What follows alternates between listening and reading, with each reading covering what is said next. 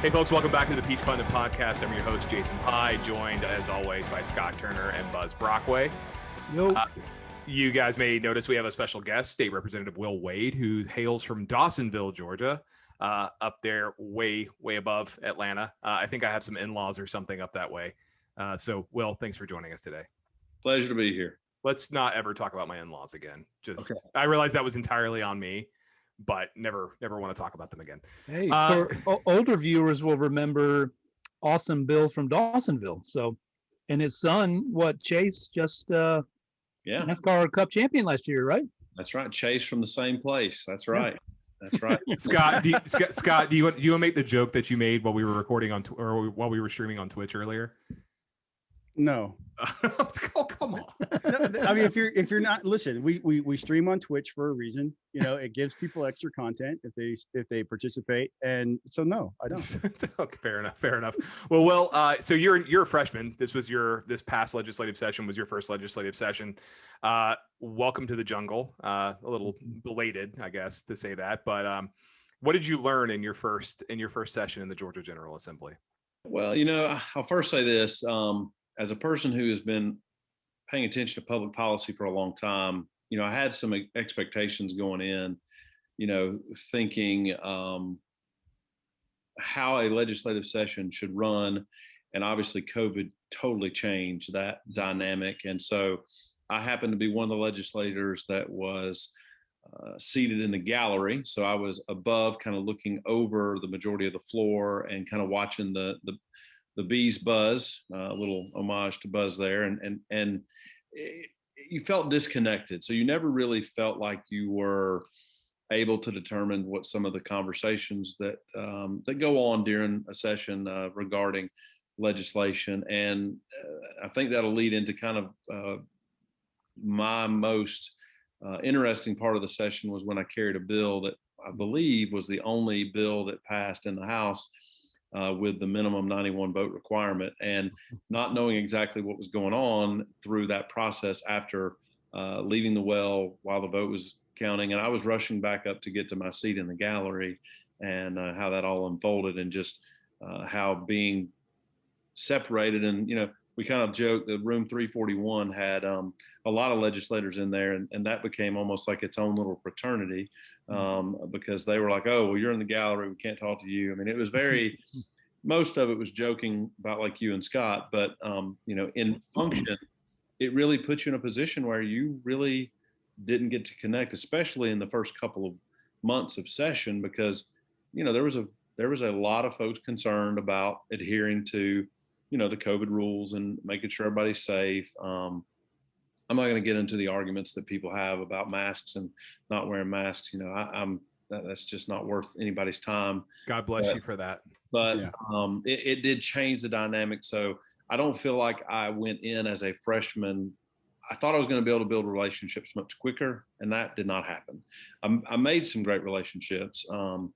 And utilization of text and phone calls and those kind of things and committee meetings in those areas I was able to do. But outside of, if they weren't on my committee and they really weren't in the gallery, I didn't really get to meet very many people and have many conversations. So for those who are not familiar with how the Capitol is set out, usually in the Georgia House of Representatives in the chamber, all 180 members are sitting next to each other during a business session. In this case, it did not happen. They socially distanced. They had basically 1/3 of the members in the chamber. And then you had you and several, probably another third in the gallery, which looks down on the floor, but you cannot interact with everybody down on the floor. And you cannot get up there and down from there very easily. You have to leave the gallery, go out into the Capitol, down a staircase or an elevator, and then around back into the House chambers. And then there was a third room, which is where budget hearings and the Rules Committee meets, which is one of the larger rooms in the Capitol, but still not nearly as large as the House chambers. where you had other members there, and they were piping audio and video into that room as to what was going on. So everybody spread out. You know, one of the great things about being in the Georgia legislature is you could be sitting right next to somebody like a Vernon Jones. Maybe I wasn't serious when I said that, but I did sit next to him for a long time. So, but you know, you have a guy from DeKalb County and Cherokee County sitting next to each other. Right. So that just to get it was just about normal, right? I mean, did it feel normal to you because it was your first time, or was it something that just seemed like alien? Yeah, it became normal. So it wasn't what I expected, because I had been, you know, visited the Capitol a couple of times and saw the normal session. Never lived it every day, but it became normal, and I'm looking forward to the opportunity to get to meet other people. You know, we were able to have conversations, and it was bipartisan, so it wasn't like Republicans sat with Republicans, or, you know, North Georgia rural Republicans sat with. I mean, we were a diverse group, and had the state spread out fairly well. I think the seating calendar was an attempt to make sure that we had a similar experience being next to folks that weren't from our area of the state, but it was just still a very different environment. And, you know, you got to watch both parties try to figure out and read their leadership. And I happened to sit fairly close to Stacey Evans. So she's a former candidate for governor on the Democratic side, a very brilliant, in my opinion. I mean, she's a sharp mind and very kind. And we happened to graduate high school the same year. So we had similar upbringing, and came into our adulthood in the late 90s. And so we talked about stories from, you know, when we were in college and those kind of things.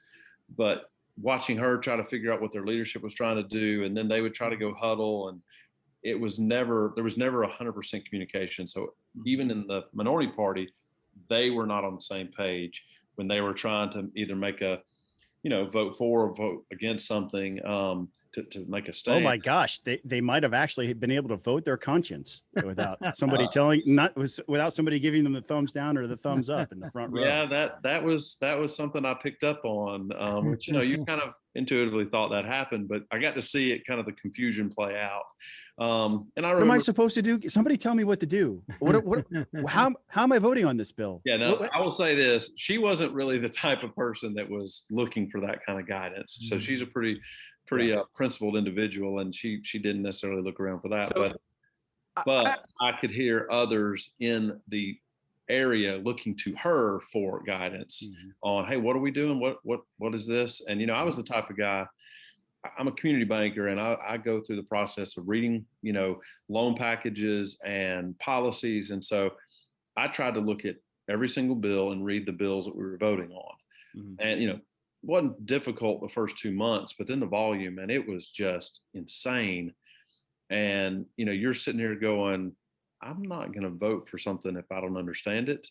You know, just like in my loan committee days, if it's a company or a project or a new product, you're going to have to do something to convince me why we need to do this, you know? And so there were some no votes that I had some other freshmen saying, why'd you vote no on that? Tell them. I said, well, I had this question and this question. No one was able to answer it. I mean, it may have passed, it may not have passed, but I'm not voting for something unless I feel comfortable and understand exactly what it's going to do. And so the other thing I'll say this, people had an opinion that I was going to feel pressure from leadership on how to vote. I never once felt pressure, ever. Now, I don't know if that's good or bad.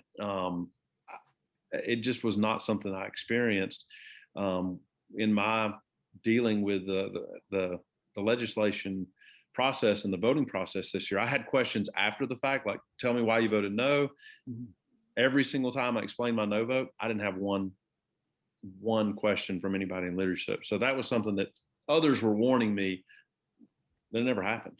So that was also a surprise. I have a question that is actually, it's going to eventually come to you, but I want to direct it to Buzz first, and maybe even Scott to some degree. When you guys were in the legislature, how much did you feel national politics playing into what happened under the Gold Dome? I mean, sometimes on some issues, and I would say probably throughout my 8 years there, it increased, because I think more and more everything's getting nationalized. And to me, some of the problems that you see in Washington of people playing to elements of their base, really on both sides, but trying to score points on behalf of various elements of their base started happening more. But mostly, Representative Wade may experience this, as he moves forward. But the bigger debates were really over. I live in a suburban area. Then my constituents want certain things. Look at policy a certain way, really not necessarily left or right. And rural Georgia has different needs, and their constituents have different ways of looking at things. And there were a lot of debates about that. What do you do? And that was really, there were more fights about that than there were necessarily about oh, this is Republican or this is Democrat. And there were a few. You bring up guns, there's a clear dividing line. You bring up abortion, there's a clear dividing line. But mostly it's national politics didn't play a whole lot into it. That brings me to my question to you, Will, is how much did you feel national politics as something that weighed on you in your job, or your, I guess, part-time job, technically speaking, but in your role as a member of the Georgia House?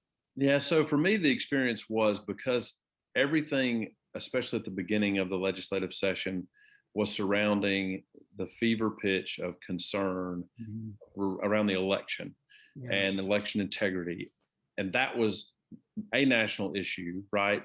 And so that, to me, was the biggest national pressure that we felt. But to me, it was an important discussion because, look, I come from a part of the state where, yes, I've heard some of the Metro folks kind of make fun of folks that are, believe every single conspiracy that's shared. And most of the people that I deal with don't fall into that category. They fall into, there's something there.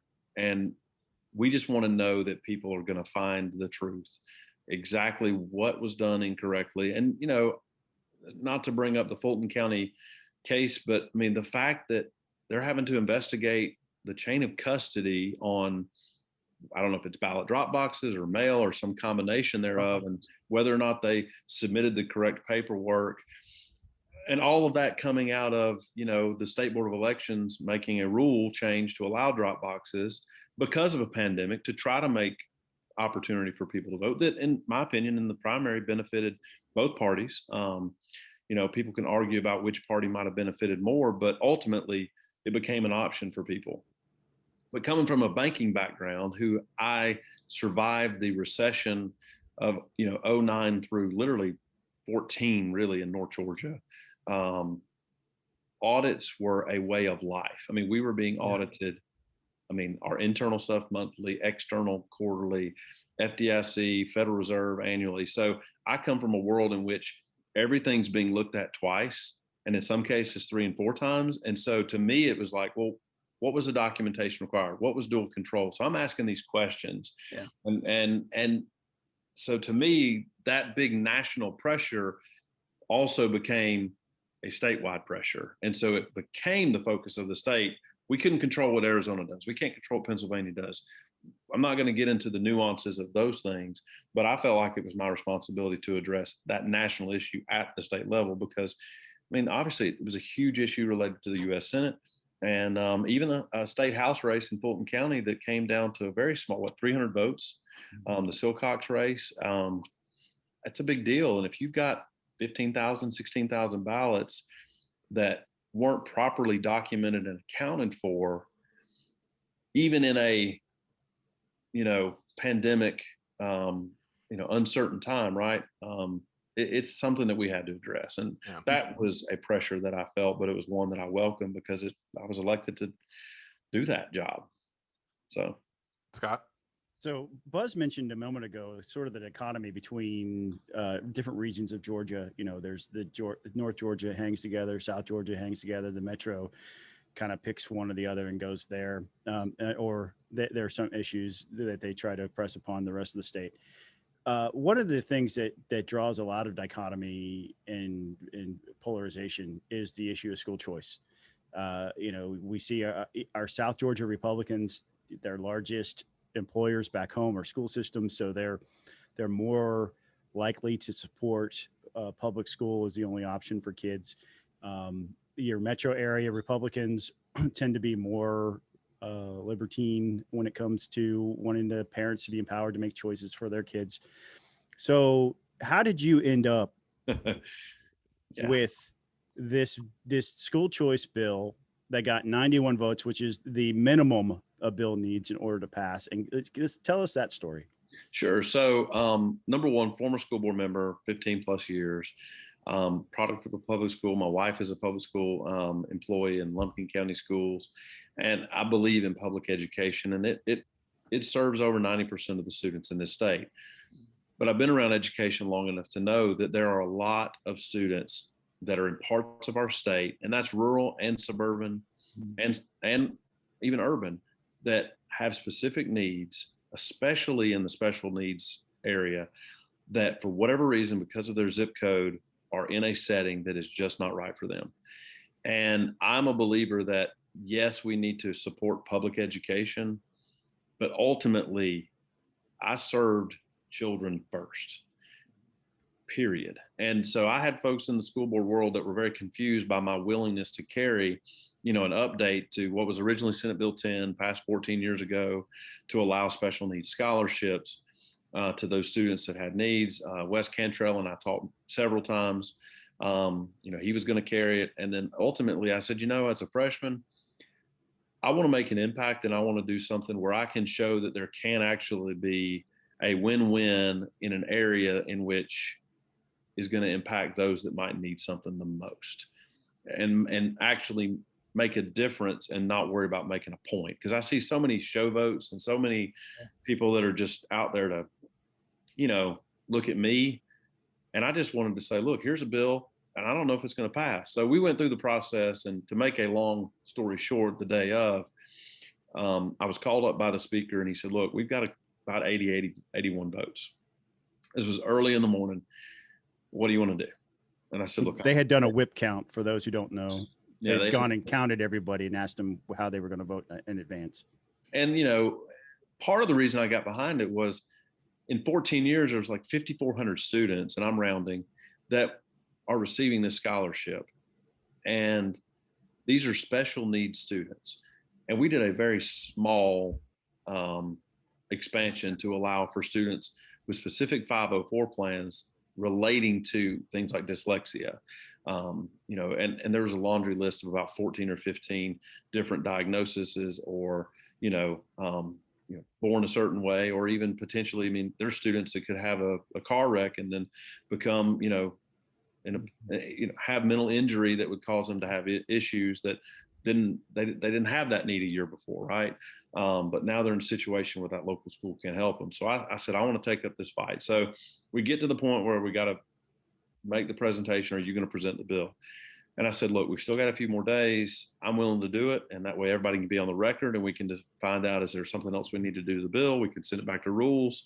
I feel like this I can learn, but it's a fight worth having, because it was for those that I see as the ones that it can make the biggest difference, though it wasn't a big difference to the state budget. And it was a transfer, right? We're not talking about new money. We're taking state dollars that would go from one school to another school for that child. And we went through our presentation, and I think before the chairman yielded me a few minutes at the end, and when he was passing the baton, our whip said, I think you're at 86 or 87 votes. Just do the best you can. And don't be upset if we don't get the votes. So I take that last 3 minutes and I explain why I'm supporting it. And I spoke just from the heart, and I ran out of time. We finished. We're done. And I'm like, I don't know how it's voting. I didn't even look at the board.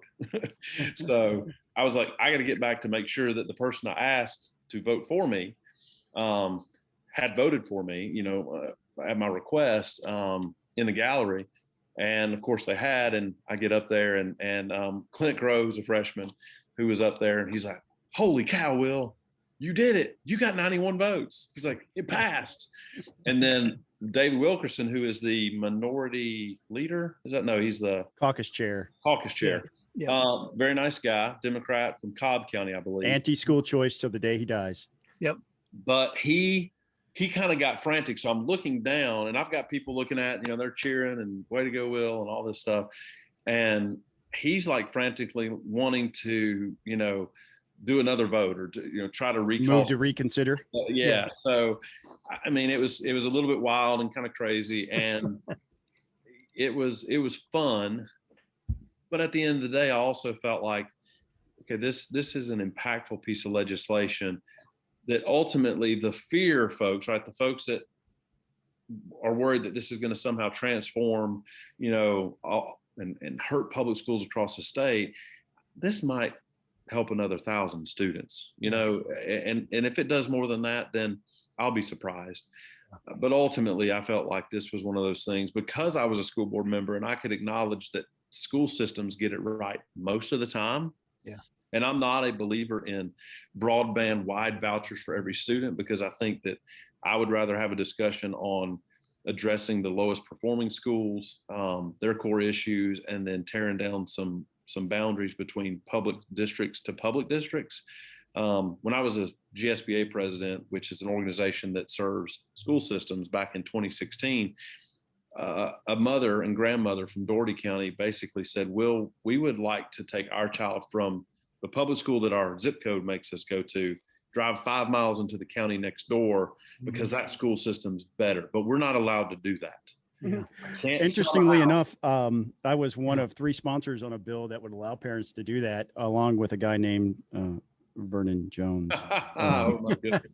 I actually remember there was an issue, I don't know, 10 years ago or so. You guys Buzz and Scott, you may remember this, of a woman who wanted to take her kid to go to a better school. I want to say she lived in Clayton County and tried to put her kids in school in Henry County, and they actually tried to prosecute her. May even, if I recall correctly, may have even successfully prosecuted her for that. They didn't. They ended up dropping the charges. Okay. But the case did. It was the inspiration for the legislation that was brought by a Democrat from that area who was a school choice champion. She authored the bill. She asked me to sign it. I was the only Republican that did, and Representative Jones was the third signer and the only other signer. So, Will, before we move into the just thrilling topic of redistricting, give me your 2 biggest surprises. Keep it brief. Give me your 2 biggest surprises. What were things you saw in the Georgia General Assembly in your first term that surprised the hell out of you? I think the biggest thing that surprised me is the amount of downtime. I know that kind of sounds silly, but I live in a world in which there really is no downtime in my job. You're responding to existing customers, new customers. There was so much downtime, and you're just waiting. And I'm like, this is annoying to my personality. Like, this is. Are you talking about the downtime that happens when the speaker says we're at recess or we're at ease? Is that the downtime that you're talking about? No, that was moderately annoying. But no, I'm talking about the process between what committee is ready to move and act, what at what speed, and every chairman has a different, personality, and all of those things. The other thing that was a big surprise to me and I'll just speak about fellow Republicans, I'm not going to talk about the Democratic side, the Senate House dynamic within our Republican Party, that was also a big, because this senator is leading this effort, this House member's not going to push it, or vice versa. I'm a freshman. I'm not going to pick on any of them. I believed, and I was able to work with Senator Gooch on this bill. And to me, and Burt Reeves and I talked about this, and he's like, Will, that's the example of how we should approach legislation, is find a way for us to have a path to move these things along at the same time, and those are kind of the 2 blended biggest surprises that I saw. I was just like, we got to make a difference and improve this. But I mean, I remember the saying used to be, the Democrats are the opposition, the Senate's the enemy. So I think I've heard the same thing get said at the federal level too. I think it was Tip O'Neill who once said that no, Republicans are just the opposition. The Senate is the enemy. Yeah. Well, you're free to stick around and talk. Sure. You're welcome to hang out, be a part of the commentary here, and just make fun of any one of us, because we all tend to make fun of each other at some point during this godforsaken podcast. So now's your chance. If we're talking about redistricting, now's your chance to tell the speaker what you want your district to look like. So, I will say this, as you come in to talk about redistricting, I share a county with Speaker Ralston. So he represents probably 40% of the actual geographic space of the county, but maybe 15% of our population. And so he and I are the Dawson County delegation. So I'm curious if he's going to continue to represent Dawson. I hope if he listens that he would trust me to represent all of Dawson County. But as a freshman, I know that I will have to, we have a saying in our house, we have a 7-year-old and a 5-year-old, and you get what you get, don't pitch a fit. So I'm going to assume that's the same thing that I'll experience as a freshman in redistricting. We all know that the Speaker Ralston is a dedicated and avid listener to the Peach Pundit podcast. So we know he will hear what you're saying. We don't know that at all, but we like to assume that. So. No, I was lying through my teeth just now, in case you couldn't tell. So redistricting, as mentioned, is sort of underway. I guess they had their first hearing on redistricting yesterday, and the committees have released their, I guess it's it's not a tentative schedule. It is a schedule of hearings that are going to be happening basically between now and the end of July. We have hearings in Atlanta, Cumming, Dalton, Athens, Augusta, Brunswick, Albany, Columbus, Macon, and there will be one that's virtual as well on Friday, July 30th. I guess I haven't seen much in the way of data or numbers that have come back from the Census Bureau to the state legislature. I guess we probably won't see those. The members of the legislature will see those before anybody else does. But I mean, I think we're all kind of assuming that we're going to have a special session at some point in November, December to get the maps in order. What are you guys thinking? What are you guys hearing at this point in time? Yeah, they'll get the numbers late August, early September. It takes time. They've got to portion that out, enter all that data in. And then, so maybe about a month after they receive the data. So you're looking at late October, early November is what it continues to sound like. Scott? Yeah, well, obviously some of our Southern Georgia folks are going to be hit pretty hard, I think, and possibly even North Georgia because of the growth of the metro area. So you may have an issue where you're going to see two members drawn in the same district. I hope that's not the case between Will and the speaker. But I wouldn't foresee that. But redistricting isn't just for our state legislative races; it's also for our U.S. House delegation as well. Yes. Speaking of which, Speaker Ralston, if you're listening, get me the hell out of Georgia's 4th congressional district. Yeah, look up Jason Pye's address and get him out of the 4th. And please don't put me in the 4th district. It's just down the street from me. Please put Buzz in the 4th. The trade-off is your area is becoming Democratic anyway. I'm like right on the cusp. So, but it'll be interesting, I think, to see what happens with Marjorie Taylor Greene. The 11th, where I live, I'm concerned about. I love my Congressman Barry Loudermilk, and I would hate to see him drawn into a district with somebody else in an effort to get rid of them, Marjorie Taylor Greene. But that's something to consider here as well. But it also may force a couple of those South Georgia boys to think about, and gals, to think about maybe running for another office, such as Ag Commissioner or even U.S. Senate or a congressional state Senate. I mean, you state Senate, yeah. If Senator Harper is really running for Ag Commissioner, that's going to open up that seat. Right. It would allow in reapportionment. You don't have an incumbent, so you can massage some things around without stepping on the toes of an incumbent. So. Yeah, and we'll put on Peach Pundit. We'll make sure that people have on the website that you'll have access to the schedule, so you can participate in those meetings as they come to your town. Yeah, I will put that in when we do the post for the podcast today on peachpundit.com. I will make sure I link back to the different dates and times for those meetings, as well as if you want to submit written testimony to the committees, I will make sure I post that link as well. It's in super technical and top of like just in a completely innovative Google Forms. You could just fill it out. So, you just have to submit it on through Google Forms, which is high tech for the Georgia General Assembly. Sorry, Buzz. When I was a freshman in 2011, we had a special session in late July, early August, I guess it was, to redraw the maps back then after the census. And it's a very excuse me, a very interesting process.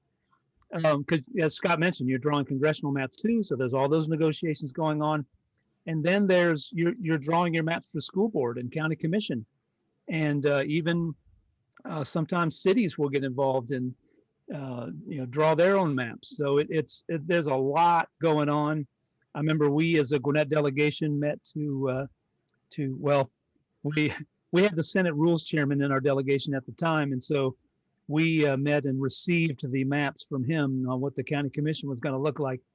But yeah, all of that's going on too, and so there's a lot of moving parts, and then the lawsuits start.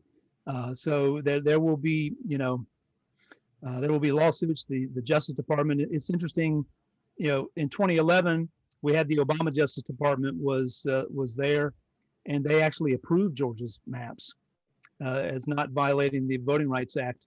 It'll be interesting. It's a much more political time now here in 2021.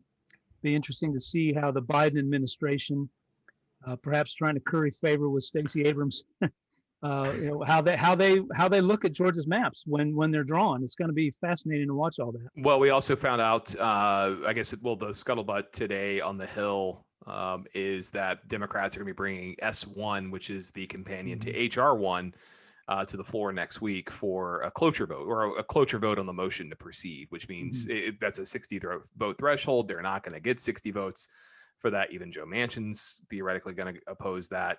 Yeah.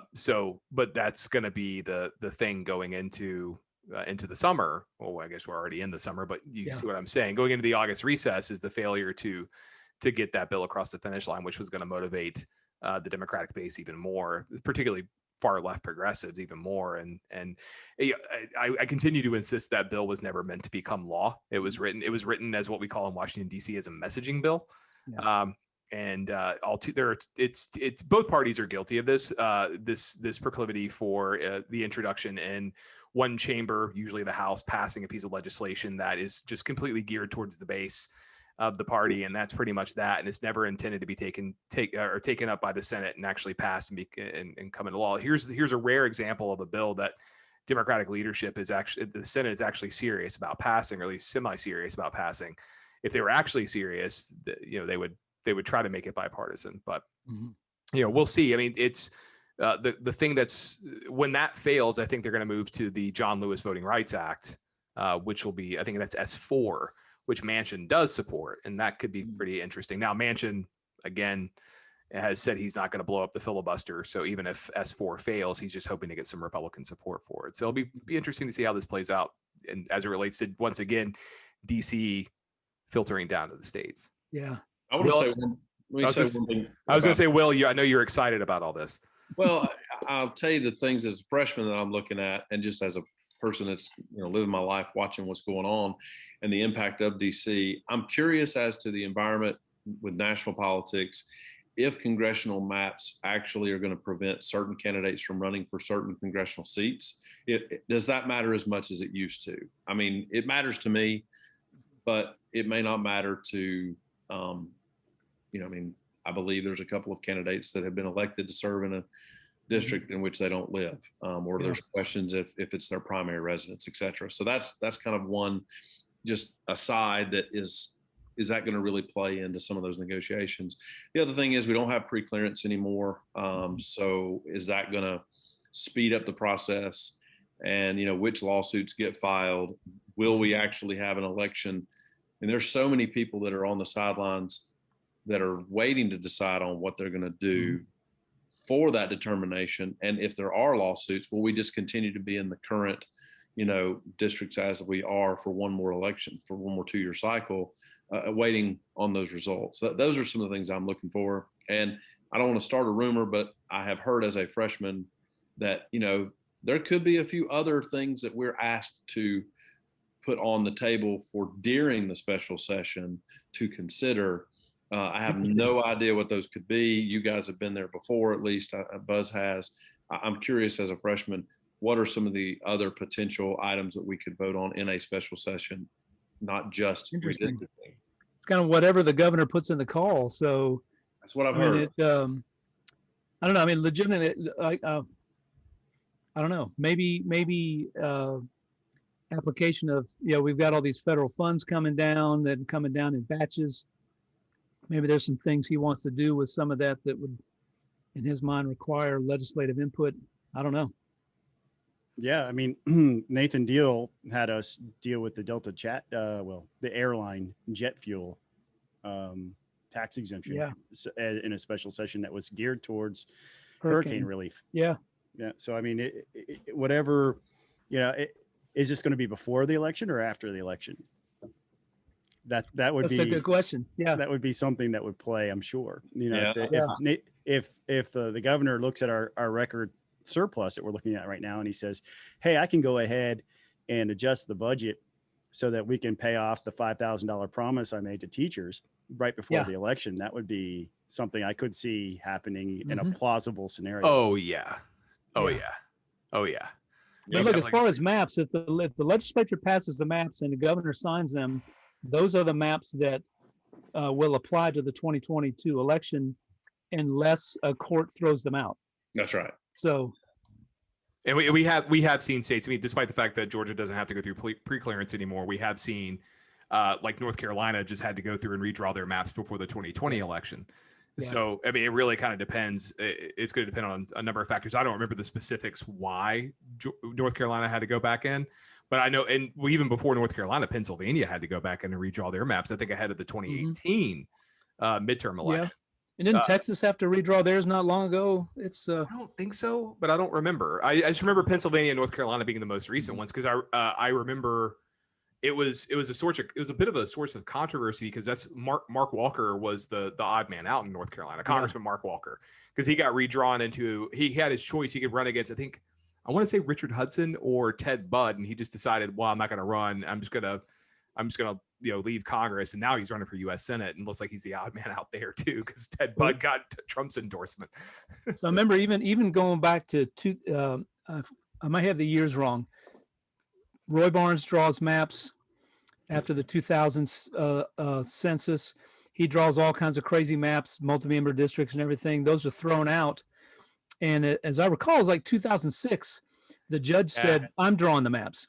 And he didn't care where incumbents lived. And you had a slew of senators and House members drawn into maps together. And I suddenly found myself in an open seat and was gearing up to run. And they tweaked the map a little bit. And suddenly I was back in Mike Cohen's district, who had been my state representative before the maps were drawn. So, yeah, because I think I was in Lynn Westmoreland's congressional district right before that happened. Then I got drawn into David Scott's district. Yeah, I think I remember that. That was before I was super active, but I remember that. So yeah, no, I mean, the whole process is going to be fun to watch and interesting to watch. We're going to do our best to keep you guys up to date on it. When I'm, as Scott has so frequently noted to people, not knee deep in crack cocaine policy at the federal level. So August 16 is the first date that I think the bulk of the first data drop from the census is coming to the state. Okay. So that's just, and that was announced publicly, I believe yesterday. So just, and I think you're looking at about 30 days after that for the detail or the granular, street to street information. So it's going to be a interesting fall for sure.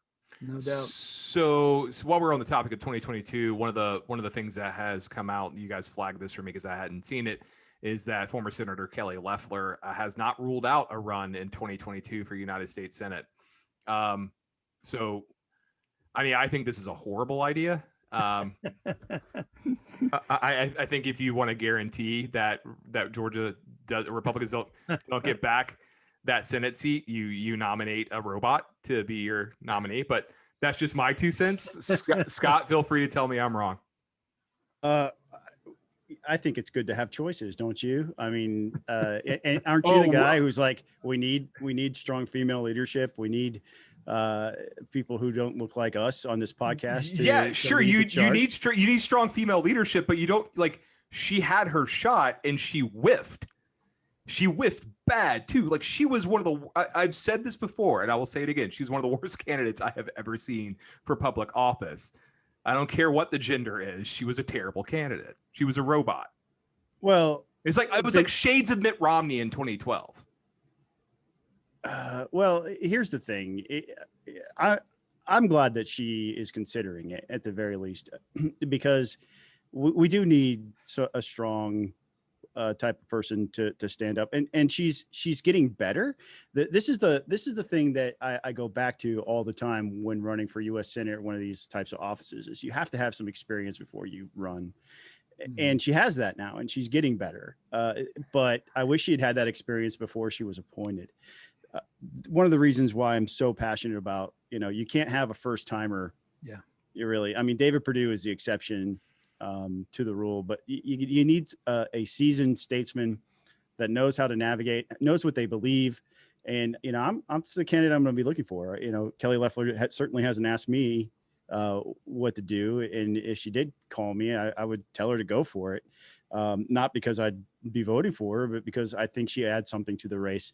I don't think she's robotic anymore. I don't, and I think that she has some things that she can passionately articulate now that she wasn't as skillful at before. So I think that it would be interesting to see her in another round, but I'm still looking for the best candidate out there. For me, that's what I'm doing. So on the Republican side, you've got Latham Sadler, Kelvin King, the businessman from Atlanta, Gary Black now in the race. So I think those are three officially in the race. Mm-hmm. Jason, you were telling us that Congressman Buddy Carter is apparently thinking seriously about it and waiting to hear on Herschel Walker. The rumor about Buddy Carter is he's pretty much in. He's just waiting for Herschel to publicly say he's not running.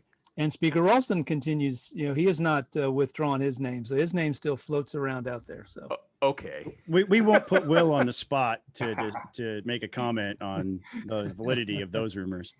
I mean, let me say one thing. I'll say this, especially as it relates to former Senator Lefler. What I have been impressed with her is her efforts since the election and not being in office, and what she's done with Greater Georgia, just as a person that believes in the Republican principles and the ideas of what our party, when we are at our greatest, what we stand for. She's been boots on the ground working in that special election to fill Burt Reeves' seat. Yep. And I mean, out there, I know it sounds silly, but waving signs the day of election, and she's doing the things that candidates need to do. Yeah. And she's helping other good people to serve. And that, to me, I'm glad she's in our party, and I don't know what her future holds. I don't know what she wants to do.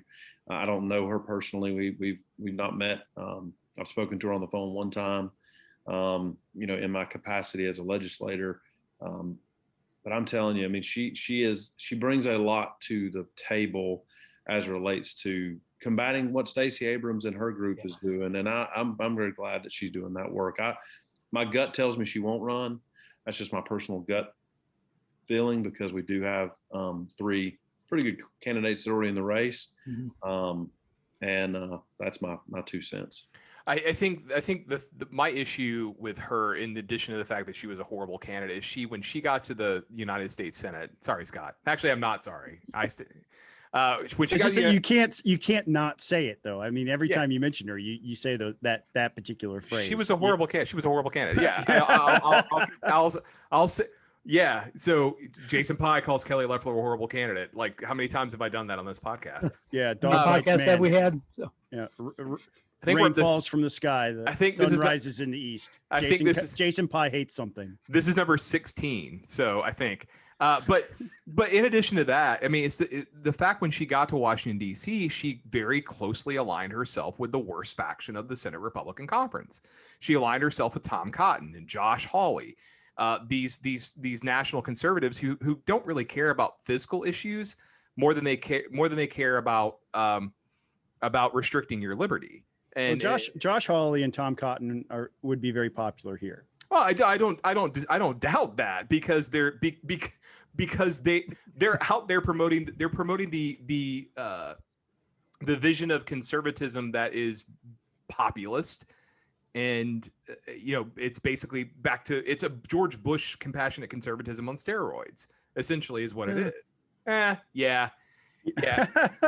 Tom Cotton's out there pitching it's pitching increasing the minimum wage and indexing it to inflation. When you get a side eye from Buzz Brockway on a comment, Yeah. I mean, I mean, that reaction says all you need to know. You got the side eye. I'm actually legitimately surprised that Buzz gives me the side eye. I mean, Josh Hawley was talking about like literally instead of doing the Paycheck Protection Program, just giving money to businesses to meet payroll. Yeah, just giving it to them. Well, I guess what compassionate conservatism, because I read the book, was not about that. It was about how do we involve the churches and communities of faith and things like that into addressing things like poverty and so forth. Bush never pushed for a hike to minimum wage. That was my he did sign one into law in 2007 or 2008. That was tied to Iraq war funding or Afghanistan. Yeah, well, that's a different thing. My point is. No, to me, go ahead. Buzz, go ahead and finish. Well, my objection to guys like Hawley are manifold.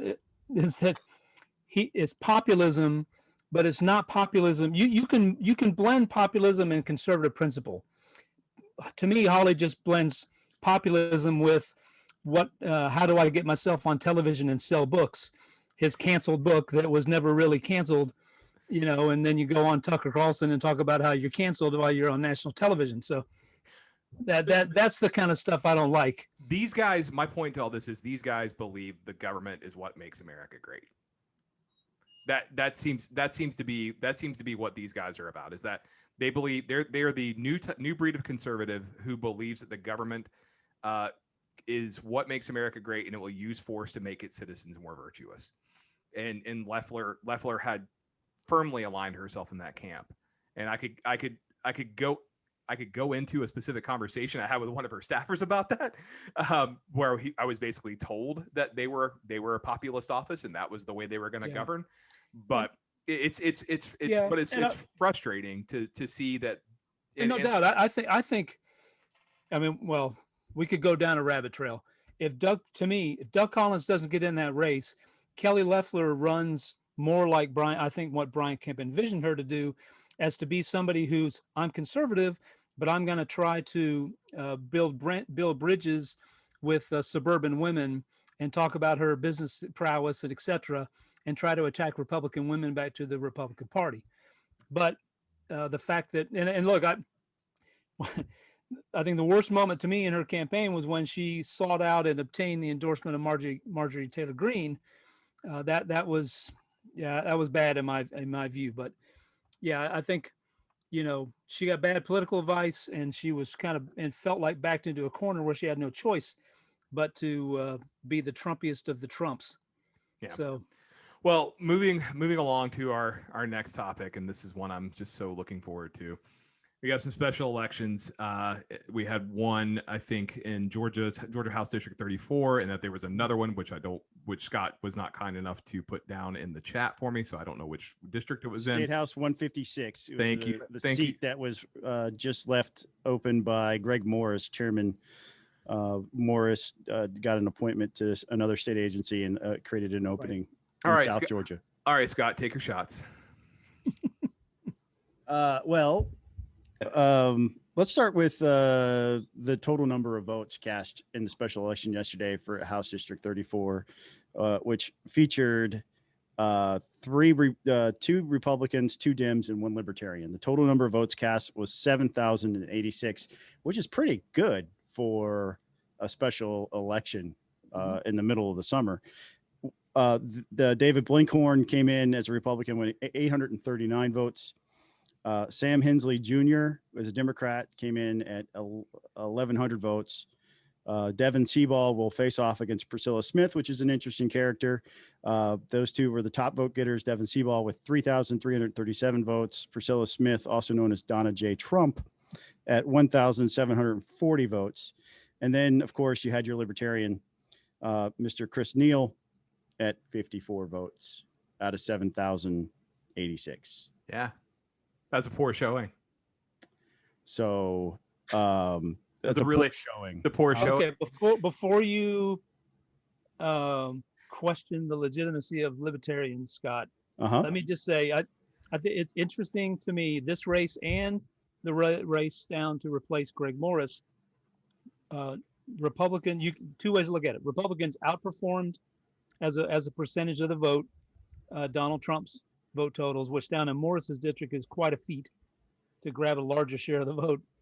But that means in Cobb County, in Burt Reeves' old district, they got more, larger percentage of the vote. Republicans did. And then, in Reeves' district, District 34, you've got Priscilla Smith, who ran against Burt last time. She, as Scott mentioned, has this character where she hovers around the Capitol and other places, dressed as Donald Trump with the exaggerated lips and everything, and does all kind of crazy stuff. And she's a weirdo, man. She wears a very long red tie. It goes down below her waist by a foot or so. Blue sports coat, a purple "Make America Grape Again" hat, and she wears orange makeup. And she walks around. A comedian. Yeah, she walks around the Capitol. Now, Stacey Abrams is trying to pass her off as this is the person we need. Republicans are crazy and evil, but this is the person we need. A responsible leadership for Georgia here is to. Yeah, I had several interactions with her. I'd always say good morning to her on my way into the door. She generally camped out between the CLOB and the Capitol as legislators moved across into the chamber, and I had several interactions with her where she would like randomly bark things like, "I have a big brain. I'm a very stable genius," and it was sort of funny, I guess. I think people have, there's a place for satire, especially in our political dialogue or our rhetoric as we practice American politics. But I'm not sure that's the person I want representing me when it comes to voting on a piece of legislation that has to do with something like Second Amendment rights or school choice or even the state budget. Let me rant one more time, okay? Mm-hmm. Because Burt Reeves, friend of mine, Burt Reeves, fellow Georgia Tech Yellow Jacket, was friend of the podcast. Friend of the podcast, was Buzz, the mascot, while he was a student at Georgia Tech. When he was facing off against Priscilla Smith, the AJC wrote an article where they more or less tried to say that these two things were the same. Right. That a young man being the mascot of his school is the same as a grown woman in her 40s and 50s wandering around pretending to be Donald Trump. And, as a Yellow Jacket, as you can see on the wall here, as a Yellow Jacket, that really grinded my gears. So anyway, rant over. Well, okay. Journalism. If you guys weren't running that high school offense, if you were running under Paul Johnson, Well, look, Burt. We mentioned this when Burt was on the podcast. Burt was there when Joe Hamilton was there. Joe Hamilton should have won the Heisman Trophy, by the way, second to Ron Dane of Wisconsin, who I don't know that ever played a snap in the NFL. But anyway, he did. He was there during a really good time in Georgia Tech football when we beat Georgia 3 out of 4 years. So that's Burt's claim to fame. Okay. Yeah, that was like 3 of the 5 that you guys have won since like 1998. It doesn't matter. Yeah, but that was during Buzz's. I get the point. I get the point, but I'm just still pointing it out. Well, I'll add on to what Buzz said because the media did. It wasn't just the AJC. 11 Alive tried to portray Burt in the same light because he is very musically inclined and had a video where he was wearing Elton John glasses singing Tiny Dancer, which he did. Honestly, he's amazingly talented. Yeah. His musical ability certainly outpaces Miss Smith's comic ability by miles. So it's not the same thing. It's not the same thing. It's not even close to the same thing. And Burt Reeves had a demonstrated record of being a very serious legislator that took on very serious issues like adoption reform. The current code is basically was rewritten by Burt Reeves. And I don't think you're going to, let me finish the sentence. I don't think you're going to replace a Burt Reeves with a Priscilla Smith and get the same level of seriousness out of your legislation. He also did the rewrite of Georgia's citizens arrest law. So I mean, like, don't make the comparison. And musical talent is not the same thing. I mean, it's not even on the same plane as someone who is just going around just trying to be a satirical fool. Yeah. It's not the same. It's nowhere near the same. It's not on the same plane at all. Right. And I say that as someone who is also musically inclined. So, but Scott, you wanted to take shots at me about the libertarian. I wasn't taking shots at you. I was just asking questions. Well, for those of our friends who Oh, are that's what watching, it's called, asking questions. Yeah, I'm just asking questions. Just asking questions. I mean, look, paper candidacies are paper candidacies. I am not a fan of parties running paper candidacies just to have a name on the ballot. I think it's a bad idea. I don't know what was going on in that particular race. I'm not a member of the Georgia Libertarian Party's executive committee. I give them $25 a year. That makes me a member of the party. That makes you a big L libertarian. It does, but if you guys remember why I joined the Libertarian Party, I was very, very, very pissed off at the Republican Party, particularly in light of January 6th. This is the question I have, and this is sort of a serious question. Is in a race that has 7,000 people vote, and only 54 people decide to punch the ballot for the Libertarian. What does that say about how out of step the Libertarian Party is with the values of that community?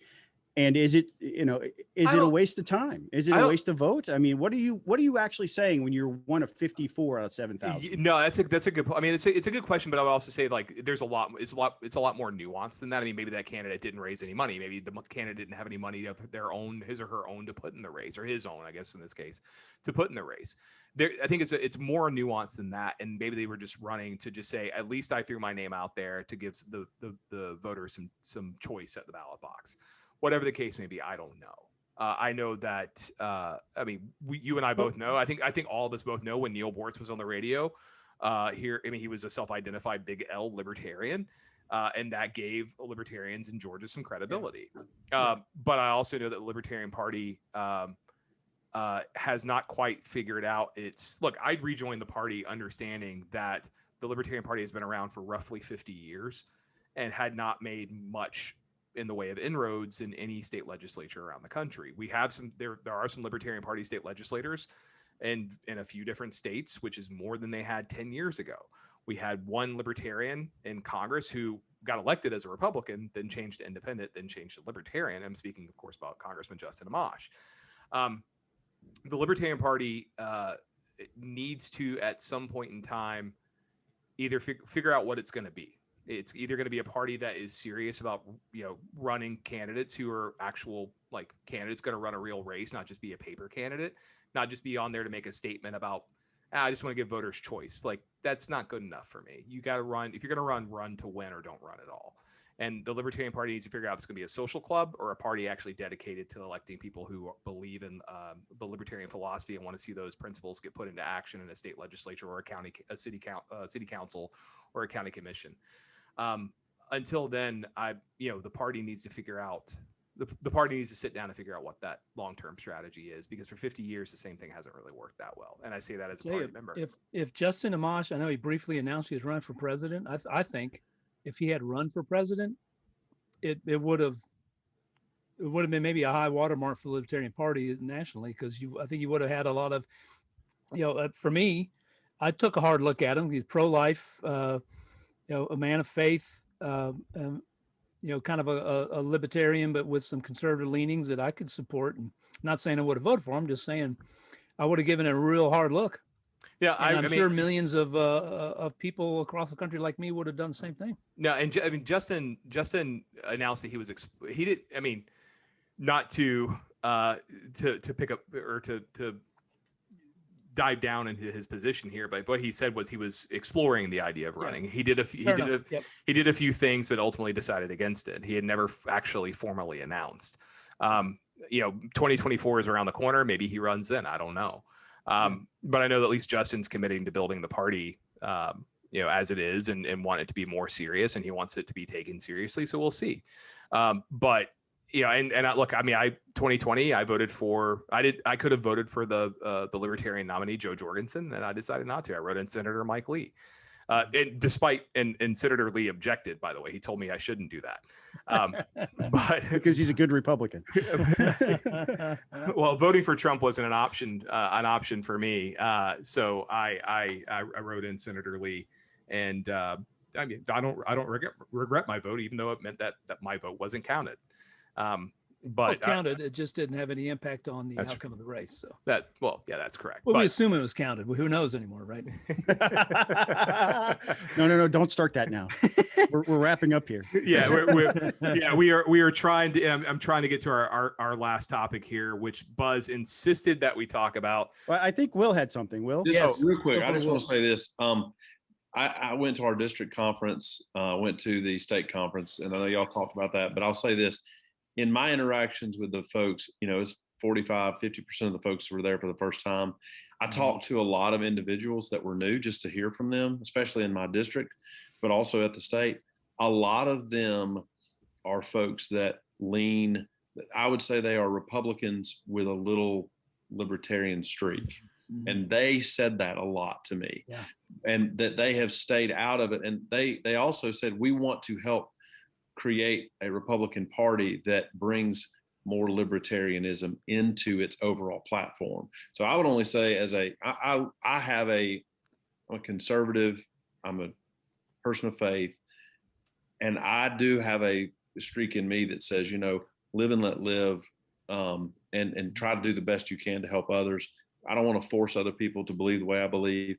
There's a lot of libertarianism within the Republican base, and I think that they would be successful if they would be engaged. And I think if this new group of folks that are engaged, if they stay engaged at the local level, start running for local offices, they'll bring that into the Republican Party and then have a success in reshaping, because it's going to continue to change. The arc of the Republican Party is going to continue to take shape. And so that's just my observation of current, boots on the ground from those two conferences. So since you brought this up, and I was going to move on to the topic that Buzz wants to discuss, but maybe this is actually worth diving into here for a couple minutes, because I was actually I was talking to a friend of mine over the weekend, and I had seen a tweet from one of the survivors of the Parkland shooting, the conservative one, Kyle, whatever his name is, and he said that libertarians should be exiled, is what he said. And we're seeing this growth of this national conservative movement inside the Republican Party, where there is a growing hostility towards libertarian or classically liberal ideas. When I use the word liberal, I'm using it in the 18th century sense, not the liberalism as we know it in the 20th and 21st century. And I actually told my friend that I feel like at this point in time, as someone who is an atheist, as someone who is not a social conservative, but very much believes in free market economics, that I feel that on social issues and civil liberties issues, I have more in common with progressives today than I do with conservatives. That is a general statement. That is not a definitive statement. It's just a general statement. Where at least with progressives, they agree with me on most civil liberties issues, surveillance being one of them, criminal justice being another, and a few. Is that fair? Because Well, let me finish. Then you can come in and yell at me more. I'm not yelling. I know, Scott. I'm just playing with you, man. But my point is, conservatives, I think, are ready for that divorce from fusionism. And I think if you, depending on the libertarian you ask, I would even say if I were to poll my libertarian friends in DC, they would probably say they're ready for a divorce from conservatives too. That fusionism is no longer viable because conservatives seem to be getting more to the right on those social issues, as well as it relates to all the stuff with Donald Trump and all the drama he's injected into the national politic, and that libertarians are going. I mean, they're the same as they've always been. We're socially liberal socially liberal, but we're still market minded, where most conservatives, at least at the national level, seem to be moving in this populist direction. So I'm of the mind, and I actually might even write something about this, where it just basically say maybe the divorce is maybe it's time to get that divorce between conservatives and libertarians, and that fusion is dead. You went to completely 180 the direction I was going to go in response to the young man who wrote the tweet that libertarians should be exiled. I don't think libertarians should be exiled. I think they should be recruited into the party. Yeah. I think that the natural home for people who love liberty is within the Republican Party, period, full stop. and that's one of the reasons why I get scratch my heads when I see 54 votes in a race like what we just saw yesterday. There had to be some other thing at play, because it was only 54, but there was something strong enough in those 54 to express themselves that way. But I don't think it's time for a divorce. I think it's time for us to renew the vows, Yeah, well, you're allowed to roll your eyes at me. I do it to you. Oh, I wasn't So, rolling. Unlike you, I wasn't rolling my eyes, but like you guys also put yourself in my shoes, where I've actually had those fights at the local level with the local Republican Party. Buzz, I'm sure you remember those fights we used to have in the Newton Republican Party, where the old guard didn't want anything to do with the libertarians who were coming. Even the guys who weren't libertarians, who just happened to be associated with us by nature of wanting to get involved and getting pushed away. So as somebody who was a former Libertarian county chairman, I was a county, and I served on the Libertarian of Georgia's board for a couple of years. I can tell you definitively that you can go about. I got elected as a Republican because the way you go about your activism as a libertarian within the Republican Party is you build relationships, and you're not trying to stick your finger in people's eyes. There are a lot of other libertarians in Cherokee County who got involved in the party, and they were constantly trying to punch people in the face. And that was their only tactic that they tried to employ. Whereas I said, you know what? What's the next event? How can I volunteer? Do you need somebody to put the chairs out? Do you need somebody to do the work? Do you need somebody to help you build the 4th of July float? And you build relationships through service. And then you can become credible within the party. And then once you have those relationships, you begin to gain influence. And so the way people go about their activism matters. And the way I have seen libertarians who try to come in to an established libertarian or a Republican Party, say like Cobb County, for an example, they're not interested in working with people in a common cause. They're interested in taking over, which causes there to be conflict that doesn't need to exist necessarily. So again, as a libertarian leaning Republican, and I would say I'm more conservative than libertarian these days, I would invite and recruit a libertarian to be part of our party, as opposed to divorcing them or exiling them. Well, I think, and Jason, you and I have had conversations in the past about, in Georgia, they call themselves the Liberty Movement, and they got a couple of guys elected into the legislature as Republicans, but they were going to try to, govern certain, vote certain ways, etc. And they did have that attitude that Scott mentioned, that they viewed the fact that you can go into the ante room and get a Coca-Cola as the height of corruption. They were unable to differentiate between guys like me and Scott, and I never took a Coke from the ante room, by the way. Far left Democrat. Well, I did. So. mostly Mr. Pibbs, but hey, statist. yeah. So and I think so, but yeah. I don't want to see a divorce between Republicans and Libertarians for one simple reason. Republicans need Libertarians in the Republican Party, calling the Republican Party back to, hey, always questioning, should this be a government solution or should this be a private sector solution, and why? And shouldn't this be a private sector solution? And if we don't have any libertarians or libertarian-minded folks in the Republican Party, then the GOP is going to drift away from that even more than it already has. And and I think this gets to what your concern is, Jason. There are Republicans these days, and some of them will call themselves conservatives or populists. Some of them will call themselves fans of Donald Trump, etc. And I think what's going on is they're fearful. They fear that the loss of values that they feel important, that those values have drifted away in the United States of America, and they don't know what to do to combat that other than try to get the government to impose that on everybody. Yeah. And what really needs to happen, and because I have a little bit of libertarian in me, what needs to happen is folks of faith, for example, if you're concerned about the erosion of moral values in the United States, what you do is you roll up your sleeve and you go up there and your churches get active and your church and your pastors stay true to the faith, and they start preaching, and you become missionaries to explain to people, here's why the lifestyle that we're advocating is a better lifestyle. And I think, you know, the Christian faith is losing that ability.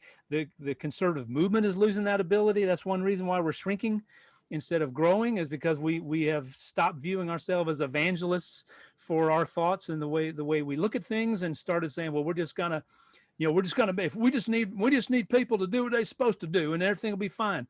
Well, no, you have to build coalitions. You have to win. You can't just continue owning the libs all the time. That doesn't work. That doesn't grow your coalition. So that's what, you know, that's what Christians need to do. That's what conservatives need to do.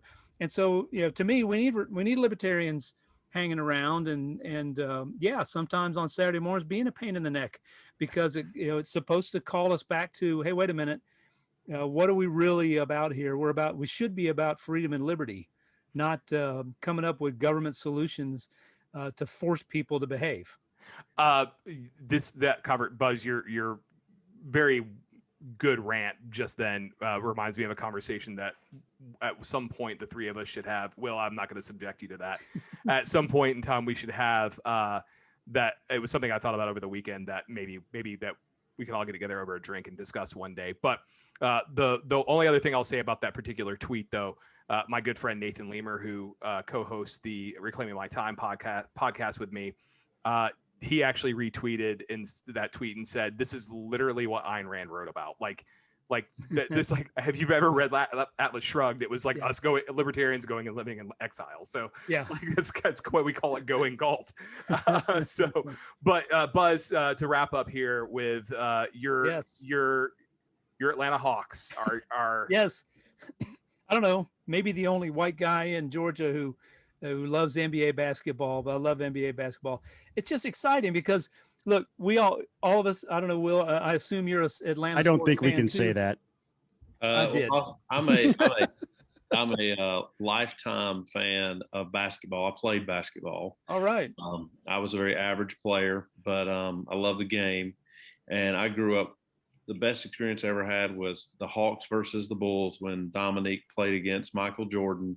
Yeah. And my godfather took me with my dad and my brother, and we were in a place that a little boy from North Georgia probably never had the opportunity to sit, and it was the best experience ever. Yeah. And so, I'm excited to see the Hawks. I'm not a big fan of the corporatist of NBA and all of those kinds of things. Just let the players play, and I don't think the game is the same as it was when they played. No. But I'm rooting for Trey, and I'm rooting for the Hawks because it's our hometown, and I think that's important. But I still like watching college. That's when they really give the game. And I got to say this, since I've got you here, Dawson County has a great history of sending some fantastic football players to Georgia Tech. That's right. The three Walls brothers. Yep. A great story, great Tech players. And Lumpkin County, Wesley Wells, he's a great kicker too. Yes. So we've done our part to try to help. Won a game for us against Virginia. That's right, to help out the Tech fans. And as a Georgia guy, I'm excited that we were able to do that. So anyway, last thing about the Hawks. Long-suffering Atlanta sports fans know all about the Atlanta curse. And then, you look back to that game Monday night. The Hawks were down by 18 points. And you're thinking, all right, they've met their match. Philadelphia's a better team. This is going to be the end of it. And they fought back and they won.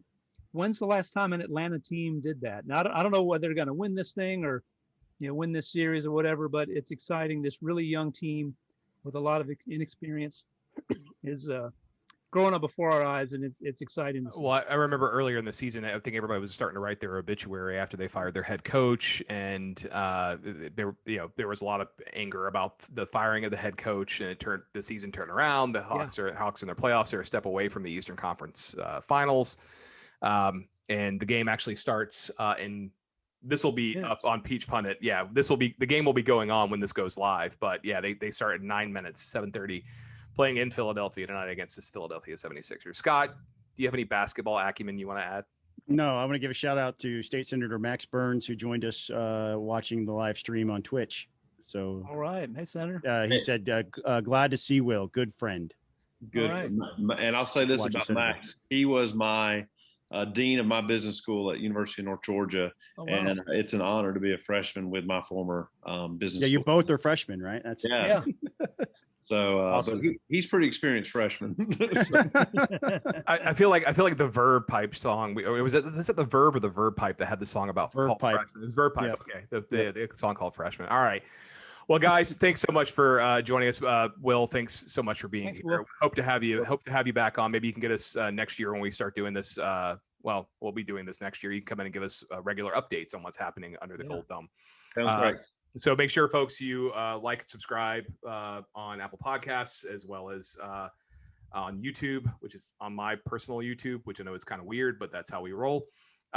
Click the follow on Twitch as well if you're watching. We got 7 people there now, and love to have all 7 of you. Click that follow. 700% increase over last week. Indeed. Well, you guys have a good rest of your week. We'll be back next week. Peace out.